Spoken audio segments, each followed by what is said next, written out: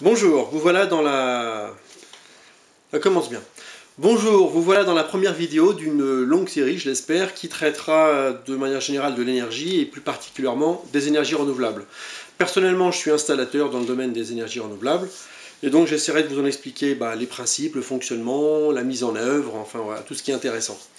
Le premier chapitre de cette série de vidéos traitera des systèmes solaires. Alors bien sûr, je ne parle pas des systèmes solaires avec les planètes qui tournent autour du Soleil et tout ça, non pas du tout, je parle des systèmes qui utilisent l'énergie solaire, par exemple pour produire de l'électricité, de la chaleur, voilà. Donc en fait c'est les panneaux solaires et vous connaissez tous ça. En fait, tout ça, c'est pas tout à fait sûr, parce que moi, je côtoie régulièrement des gens qui me demandent quelle différence il y a déjà entre un panneau solaire thermique, un panneau solaire photovoltaïque, et bien souvent, ils sont incapables de faire la distinction entre ces deux types de panneaux. Donc moi, bien sûr, je vais vous expliquer quelle en est la différence, comment ça fonctionne, dans quel cas ça peut être intéressant pour vous, tout un tas de choses, quoi. Alors en fait, ce que j'espère, c'est qu'une fois que vous aurez expliqué tout ça, les systèmes solaires à énergie solaire n'auront plus de secret pour vous. Vous saurez où est-ce qu'on peut mettre tel type de panneau chez vous, oui, non, quelle application, qu'est-ce que ça peut m'apporter, quelle quantité d'énergie, est-ce que ça peut me faire gagner de l'argent, c'est ça le but en fait. Hein. Tout d'abord, quelques notions d'énergie. Alors, qu'est-ce que l'énergie? C'est une bonne question, on pourrait poser la question par exemple à Wikipédia. Alors Wikipédia, il dit quoi?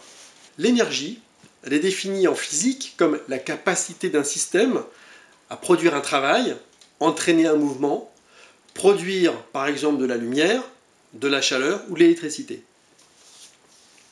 En gros, et si je prends quelques exemples, si je parle d'un mouvement mécanique, pour faire avancer une voiture, si elle est très lourde et qu'elle va très loin, il va me falloir beaucoup d'énergie. Si elle est plus petite, il faudra peu d'énergie. Et là, dans ce cas-là, l'énergie, c'est l'essence. Je brûle de l'essence, ça m'apporte de l'énergie.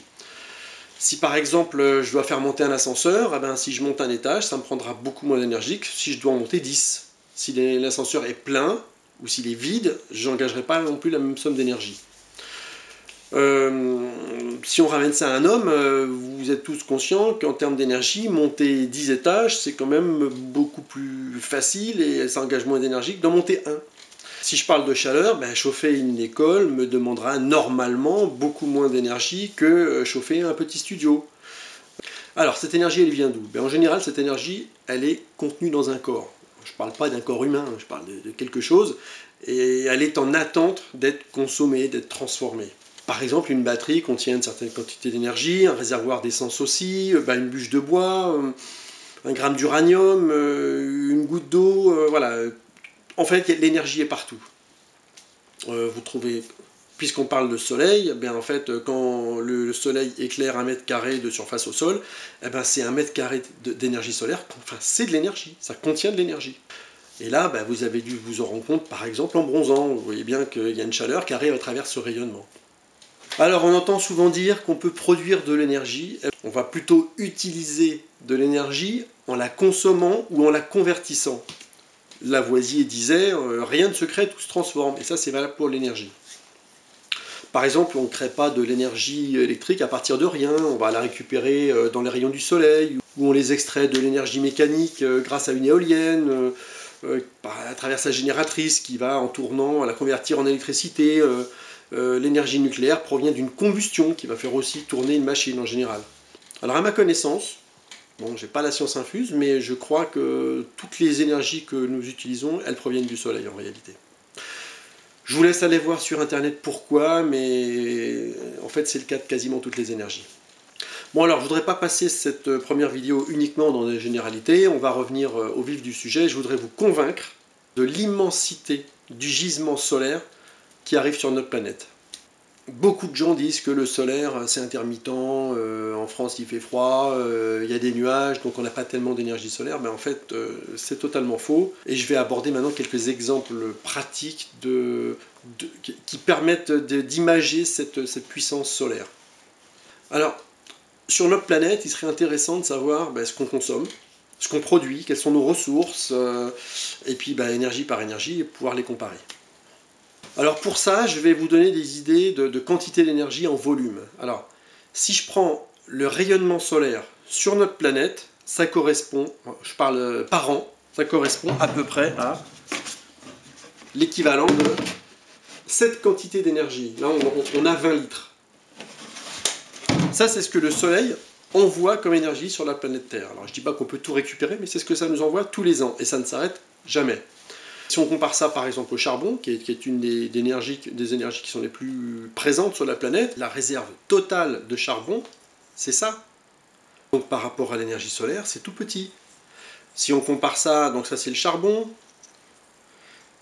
ça c'est la réserve de pétrole totale sur la planète, et ça c'est la réserve totale de gaz sur la planète. Une fois qu'on aura épuisé donc, tout ça, il n'y aura plus rien.